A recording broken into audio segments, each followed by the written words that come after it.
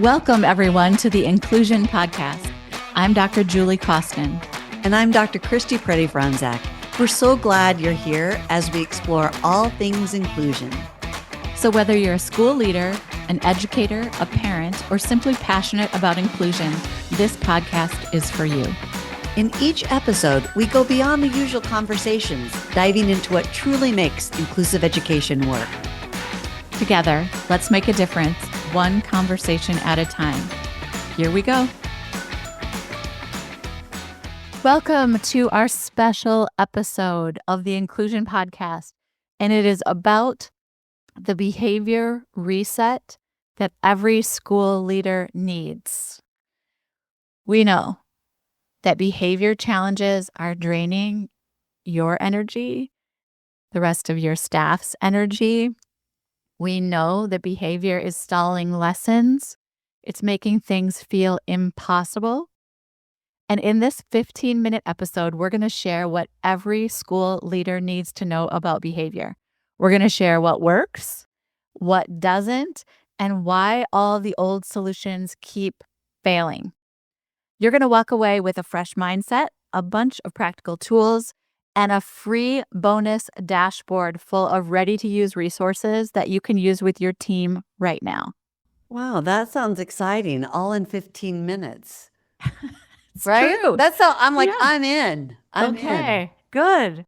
So we are there with you. We've been in school systems. We're in your buildings. We're learning from what's going on. We're hearing from your emails. We're answering your phone calls. And we know that you have educators that are in tears. We know you have paras that are ready to quit. We know that you have families that are calling about safety. And we know that you have every acronym under the sky. You have PBIS and SEL work and PD about behavior problems and a really good MTSS program and. But yet, behavior still is your number one issue.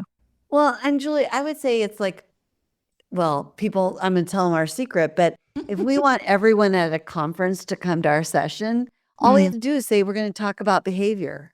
Oh. And then we look really popular. I know. People are like, these two are amazing because everyone comes to their session. And it's true, we're amazing. And people do come to our session because we're amazing, but also because we're giving real strategies about behavior. And it's true that we're all always looking for strategies that will work, because if anybody's been in this field more than a hot minute, you know that what you learned in school probably didn't work. You learned what last year worked doesn't work this year. And so what we've got to do is figure out what about the PD that we've done before or the things we have in place aren't working. And so let's talk a little bit about some of the issues, like we're still using outdated practices. Like we still, our go-to, we might call it, we're going to take a brain break, but we're still saying, let's leave the room or go somewhere else. I would definitely say the theme is punishment over support, and we're still doing public shaming in behavior charts. So just as a whole, we're still doing outdated practices and wondering why they're not working. What else, Julie, do you think is going on and why we don't have what we need yet? We're offering professional development that's just like this one-time thing, where it might be this presenter who comes and stands in our auditorium and is delightful, and they're there for 90 minutes, and then we all leave and go back to our classrooms and do things the exact same way. And so ideas are only shared once. There's not any follow-up, and people don't kind of create a shared language or understanding, a shared understanding of this work. And I think, Julie, that leads to what we call resistance or literal eye rolls, because, one person or one building leader or one consultant is saying, ignore the behavior. Somebody else is saying, no, focus on relationships. And then the teacher's like, what is it you want me to do? Right. And so without that shared understanding and that really, really clear message to folks, it's confusing. And then you add confusion to no bandwidth. So we know how many things educators are expected to do on the daily basis. And it's like now we're adding something confusing on top of educators who can barely have time to use the restroom, much less create a really meaningful behavior plan. Right. And then we spend so much time doing the plan, but then who's there to make sure that it actually worked? Nobody wants to go back and revise it because how painful it was the first time. And there's not always like a roadmap that says, here's my plan. How do I put it into practice? So much of it is about stop the behavior, find the trigger, reinforce the right thing. But then in reality, it's so much messier than that. So now that we've kind of admired the problem, let's talk a little bit about, and this, folks, stems from our Behavior 360 on demand offering about what works and what doesn't. So Julie, let's just talk a little bit about why some practices are problematic and what would be some things that we would suggest people do instead, knowing that this is just sort of like trying to get our brains wrapped around which practices need to change. Okay, so if you're taking notes and you're just listening right now, make a T-chart and put what doesn't work on one side and what does work on the other side, okay? In the T-chart, I'm going to kind of quickly share with you what no longer works, and I can give you all of the research behind it, which we do in Behavior 360, but just know that this is the list of what does not work. Okay. Behavior charts, token economy systems, public praise, phone calls home for bad behavior, timeouts, detention, suspension, seclusion, exclusion. There you go. That does not work. And some of you are going, oh, great, that's our entire plan. So that makes sense. Now, Christy, on the right-hand side of their T-chart, we're going to give them very quickly, well, what does work? Yeah. And as with all things in behavior, it's not quite as simple, but we'll say connection, helping students. This has got 4 parts to it, but helping students feel safe, seen, soothed, and secure. You can just write 4 S's. So 1, connection, 2, the 4 S's, 3, change your language so that we are thinking about stress behavior, needs versus misbehavior and wants.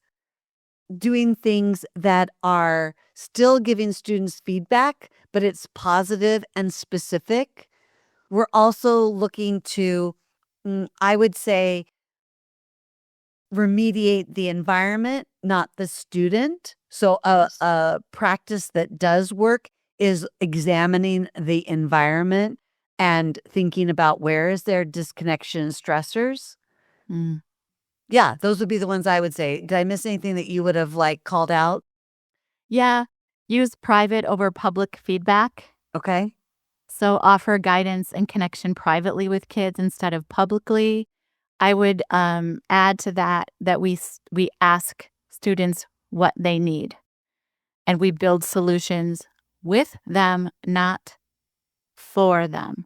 And maybe also teaching rules, being consistent, ensuring friendships, offering choice. Right now, you can't keep up. Don't worry. There's a transcript for this podcast episode, and we'll make the T-chart for you.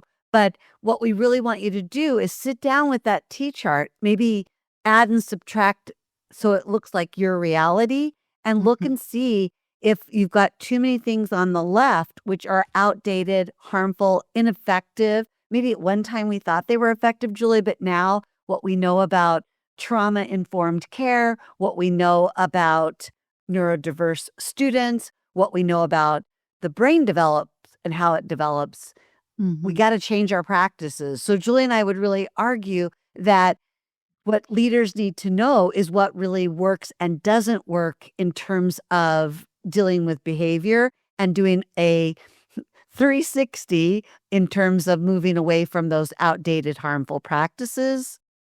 We'd also say leaders need to know there is a different approach. So one of the downloads that you can get in the show notes for this special episode is our approach to behavior, kind of brain-based humanistic model. We'll link to that as well because it tells you what that is and all the research behind it. And then, Julie, maybe the big one is mindset. So before we talk a little bit about where we put all their solutions in one place, you could talk a little bit about leaders need to also understand how to shift mindsets. Oh, it's a big one. And so we know that if you're listening to this episode, you're probably already somebody who has really decent mindsets about what is the most innovative ways to think about behavior. And I think the challenge is, how do I help my colleagues? How do I make sure that others get this mindset going? So we have a handout called 10 Mindset Shifts for Supporting Student Behavior and Rethinking Behavior. And so I'm just going to share a couple with you. So you might hear someone say they're just being defiant. And what we want to move from just being defiant to they're signaling a need. It's really the human's nervous system that's responding to overload. It's not them trying to do something like get attention or escape or do something that is really nefarious. Instead, it's actually a need in a human's nervous system. And they're looking for things like regulation or clarity or connection or relief. And so we move from those phrases like they're being defiant to they're signaling a need, or we've got to fix this kid. Like we've got to figure out how to get this kid to stop blah, blah, blah, to we've got to fix this environment, because so often it's what's happening in the environment that's causing the behavior. And we get into that in Behavior 360 in a deep, deep way. I could read all of these to you, but I'm going to just do one more because we hear it all the time. They're making a bad choice. That's what I hear all the time. Make a good choice. You're making a bad choice. This isn't a good choice. Use a good choice. Blah, blah, blah. Instead, what we know to be true about the brain is that kids who are behaving in ways that we do not expect are often not making a choice at all, but instead their nervous system is responding to overwhelm, and they are doing the best they can with the skills they have. So when I have this mindset of they're making a bad choice, I think this kid's doing this on purpose. They're trying to send me over the edge. They're trying to punish me. They're trying to make me leave this profession. Compared to this human is doing the best they can with the skills they have, and I'm going to support them to learn new and better skills. So I'm curious how this is sounding to folks. It's like too good to be true, or yes, you are speaking my love language, or I'm not so sure. Like punishment, it's kind of working out for us, right? Rewards and punishment, we're doing just fine. So regardless kind of where you are, we want you to know that, given that you've got 1,000 different priorities and many of these initiatives are, historically been in place before you even took on the leadership role. And what you need are tools that you can present to your staff and your team tomorrow. So associated with this special episode is a Behavior 360 bonus dashboard. So Behavior 360 is an on-demand offering that Julie and I have for pre-K-12 educators that are everything we've talked about and so much more. Hours and hours of very consumable content that's the very latest about how to support staff in supporting students with behaviors that are challenging. So to get you started, we have this Behavior 360 bonus dashboard. And everything we've talked about, from the T-chart to the 10 ways to shift mindsets to the research, is found on that dashboard. So Julie, Wait, Christy, go. Is this for free? Like I just go there and I get it and I can have all this stuff? Yeah, all you need to do is go to the following website or URL. So you're going to go to inclusiveschooling.com / and these are going to be numbers 360 hyphen podcast. So it's about Behavior 360 and it's in the inclusion podcast. So it's inclusiveschooling.com / 360 hyphen podcast. Enter your name, your email, and you'll get immediate access to the bonus dashboard. And you Okay. can share it with anyone you want. Share it. Like they didn't have to come to listen to this podcast. You can just give it to people.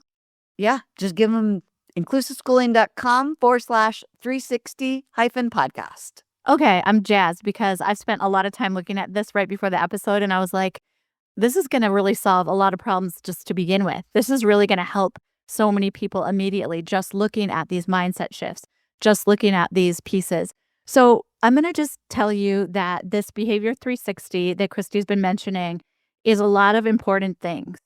It is short, little trainings because nobody has time for big, long trainings. It has mindset and strategy mixed together. It is ready to go to use in your PLCs, in your staff meetings. It's on demand. Educators can do it on their own time. They can do it during staff meeting time, during training time. And it's built for teams, not just individuals. So essentially, you're going to want to invest in Behavior 360 so that everybody can have the same language, the understanding, and the communication and the skills and the strategies about how to do this work effectively. Yeah, so really, you don't need another initiative. You don't even need more time. You just need a better approach that is going to really get at the heart of how we sustain changes in behavior through relationships, co-regulation, and ensuring students are in a place that they're ready to learn. And you could start that by accessing that free 360 bonus dashboard. And then that will allow you to start leading with change in a way that doesn't burn your staff out or yourself. Thank you for tuning in, and don't forget to subscribe and catch up on past episodes where we share valuable insights, straight talk, and practical steps to challenge outdated special education practices. You can find every episode with the show notes at inclusiveschooling.com/inclusion-podcast to build more inclusive schools together.